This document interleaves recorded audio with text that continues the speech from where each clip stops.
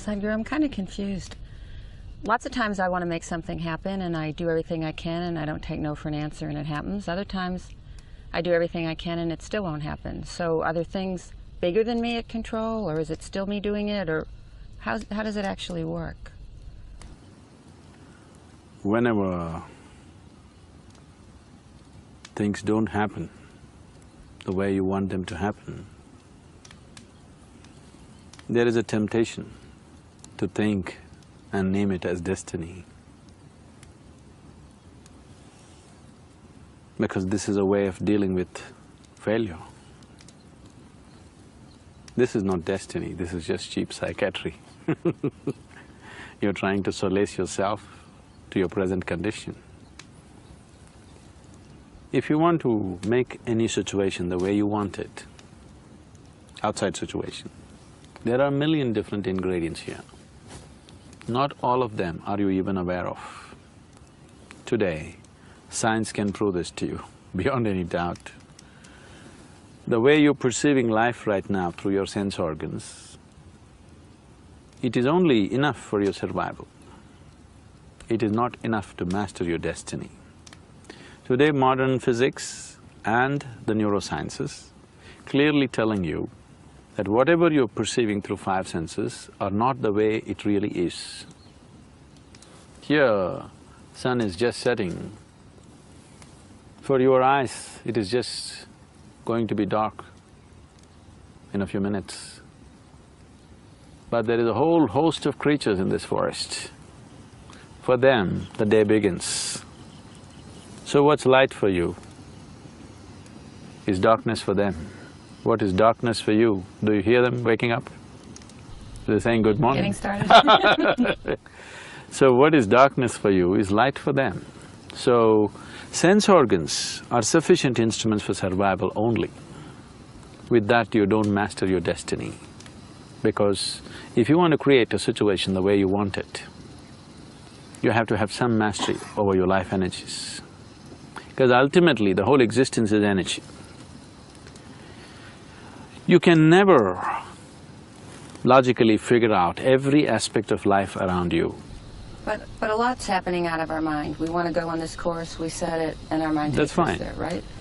I mean, it starts with that. I already told you, if you have mastery over your mind, 50 to 60% of your life will be in your controls, 50 to 60% of your destiny will be decided by you, and that's all.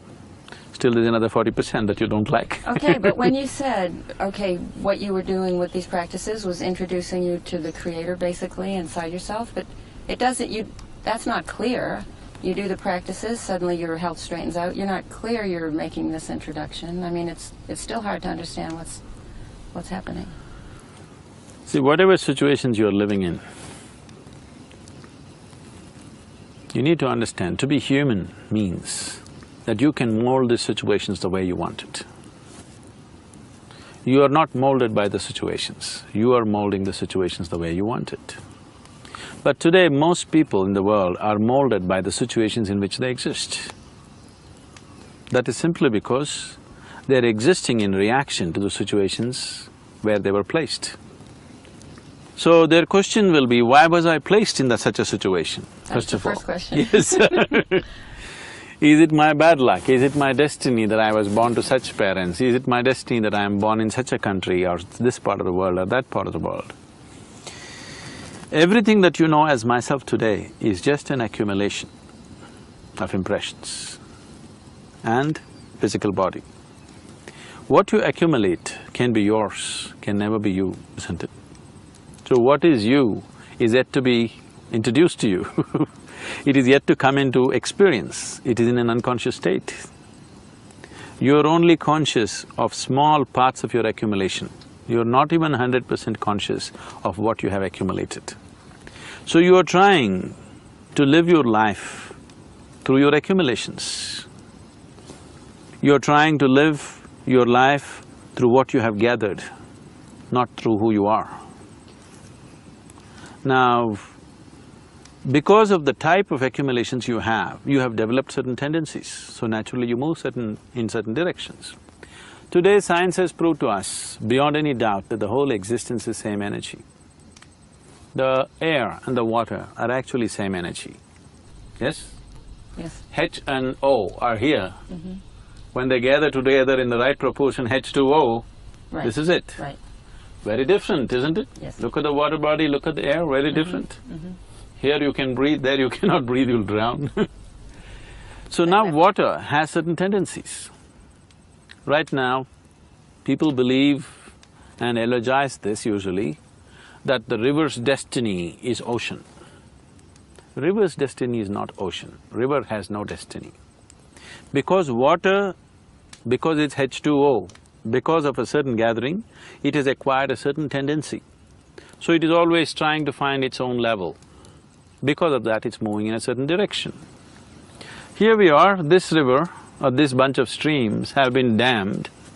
Do you think the water which is dammed here and is right here right now is screaming, I want to go to the ocean? Probably not. It is not screaming that it wants to go to the ocean. It has no idea what is the ocean. It is not longing to go to the ocean. But if you open up the dam, naturally it may go. That is because of the tendencies of the water. Similarly, you have acquired certain tendencies depending upon what you have gathered within yourself. What type of impressions you have gathered, accordingly you have gathered tendencies. It is not that this cannot be changed. This water is trying to go to the river, always flowing downward, isn't it? If evaporation happens, suddenly the water moves upward. Isn't it defying the law? So we can change… Similarly, whatever your current tendencies are, if you do certain things with yourself, you can completely change that.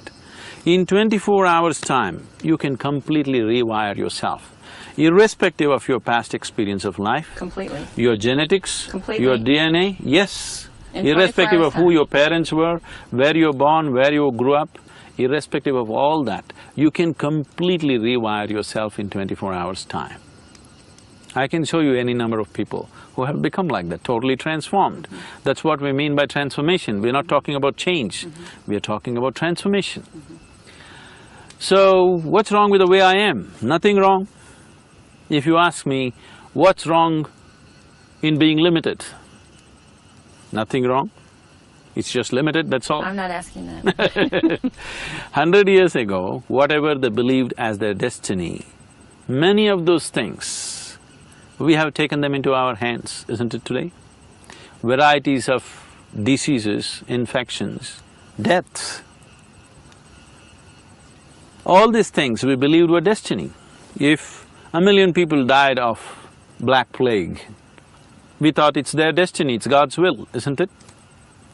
They even told you, your marriages were made in heaven. You don't believe that anymore, do you? Maybe once. So, so many things you believed because that's what they told you, but many things that you thought was really destiny, out of control, determined by God or somebody else up there, today all those things are in your hands because we have taken charge of a few things. So what we call as technology today is just this, that within the laws of nature, everything that could be taken charge of, someday we will take charge of it on the outside. So when I say inner technology or inner engineering, that's all I'm saying. Everything that this life is naturally happening to a certain law. If you understand, if you perceive and if you know what is the nature of life within you, you can take charge of it completely the way it happens. If you take charge of your life completely the way it happens, your physical body, your mind, your emotion and the life energies, if you take charge of it, then would you let any unpleasantness happen to you? Never. Unpleasantness is happening to you in the form of anger, fear, anxiety, stress, because your basic faculties like body, mind, energy, emotion, nothing takes instructions from you. They're doing their own things, as if they don't belong to you. They must be doing… your mind and your body is here to serve the life within you.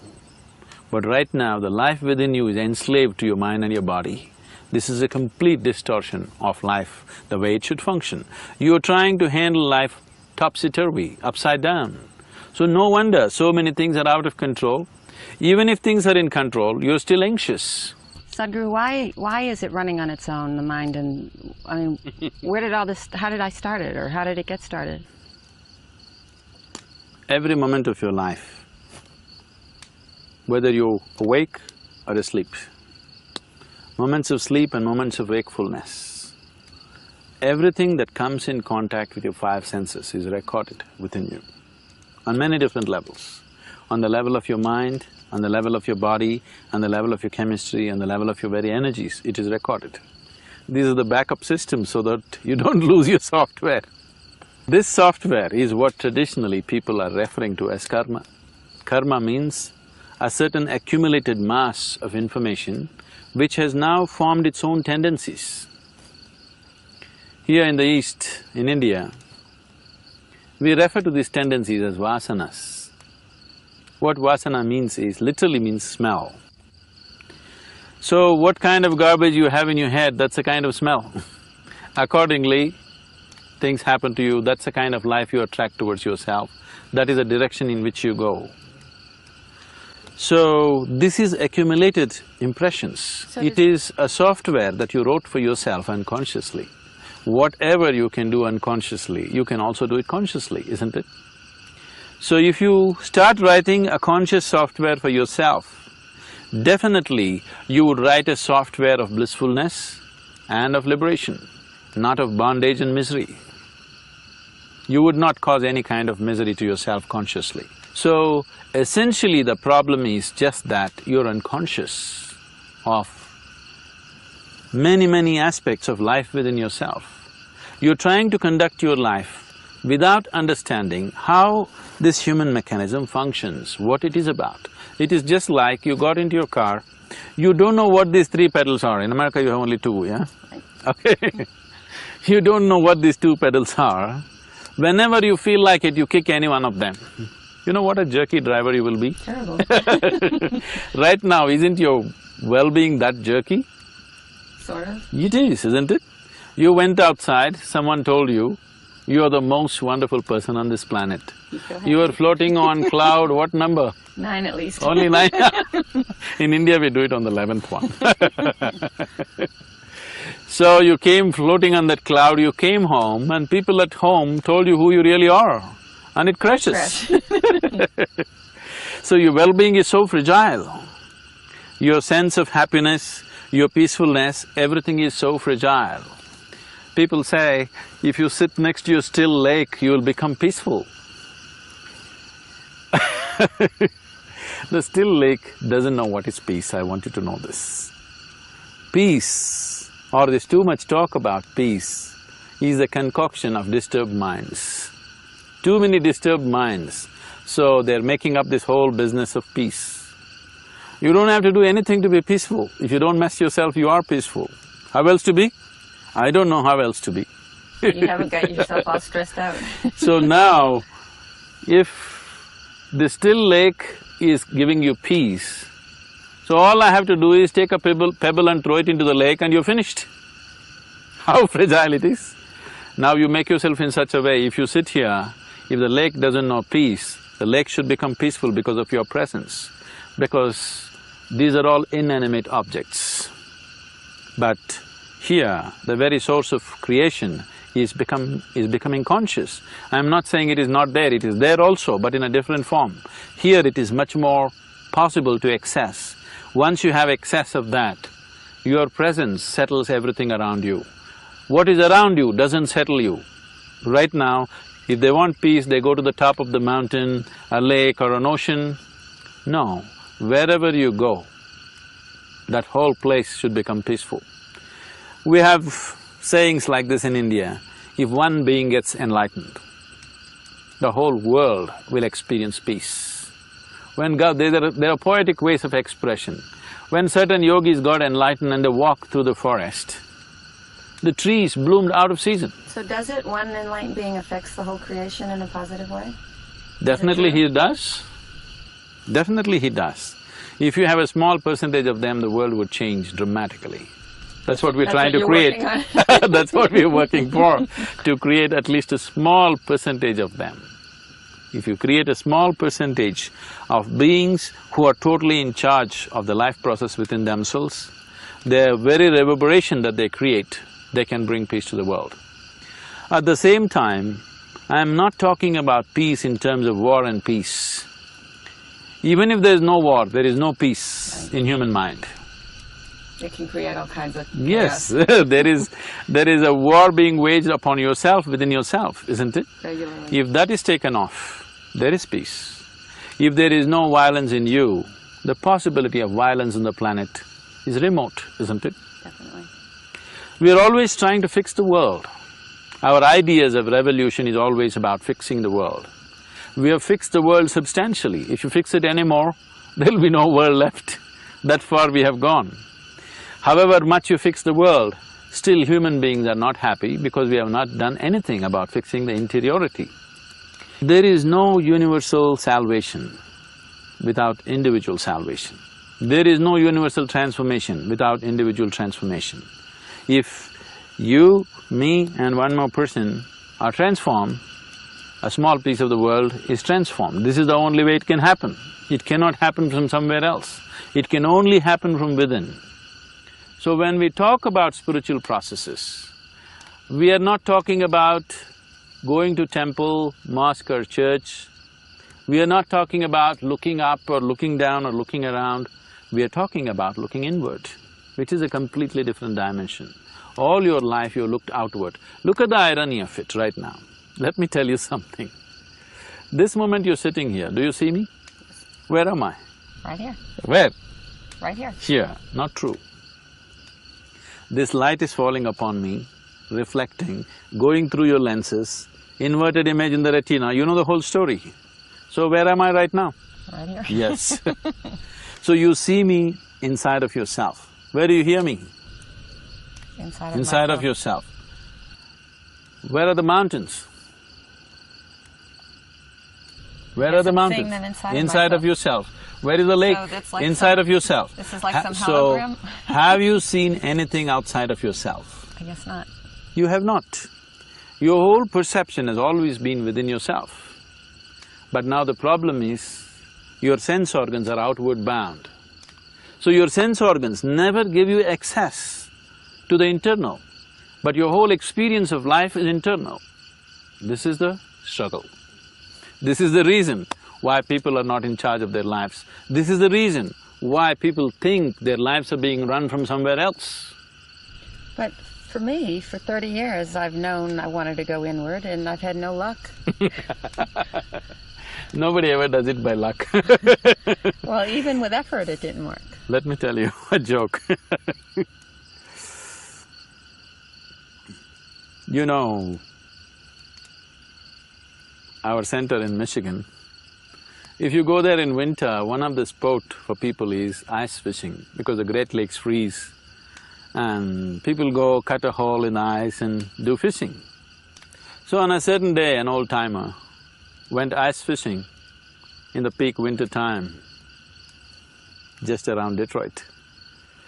So he cut a small hole, sat down, put his line and sat down there with a crate of beer next to him because fishing is a patience game. So he waited the whole day. The beer cans got emptier and emptier, he got little dizzy, but no fish. Went morning 10 o'clock, already 4 in the evening, still not a single fish. But it doesn't matter, fishing is not about fishing. Fishing is about killing time and drinking beer. But then at 4 in the evening, a boy from downtown area with a huge boombox on his shoulder, blaring rap music, came jiving like that and came sat down close to the old man, somewhere little away, at a little distance from the old man, cut a hole, sat down for fishing. He put his line. The old man looked at him. No fool like a young fool. Both of us agree.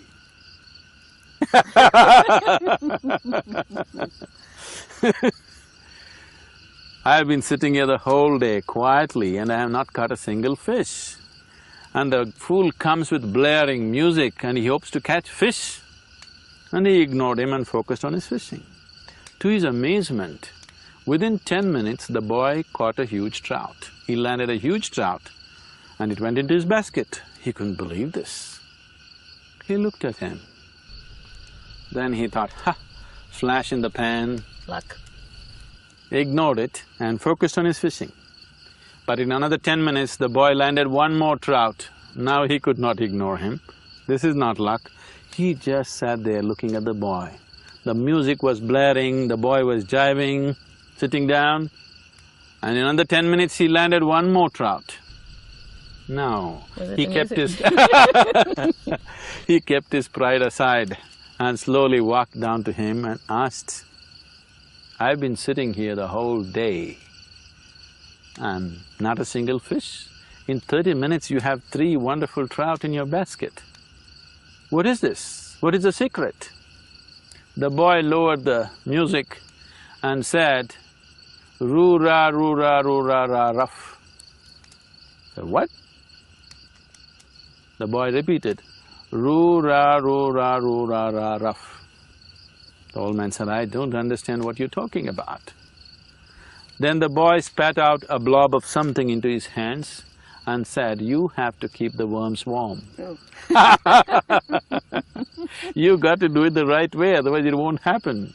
So you sitting there the whole day, that's not the point. You have to do the right thing, otherwise life doesn't work. It doesn't matter who you are, life doesn't work for you unless you do the right things. Always people who believe that they're good people are always wondering why it's not working for them and why it's working for someone else. Whoever does the right thing, for him it works. The existence is not judgmental. So you're a good person. So, even if you don't water the tree, will it grow? You're a bad person. If you take care of the tree, will it grow? So good, bad, all these things are in your head. These judgments are essentially human and socially conditioned. In every society they have their own idea of what is good and bad. But the existence is treating all of us the same way. Whoever is receptive right now, he gets the bounty of life. So the whole aspect of yoga is to make you receptive. What does that mean, though? When I say receptive, what does it mean? what is being receptive?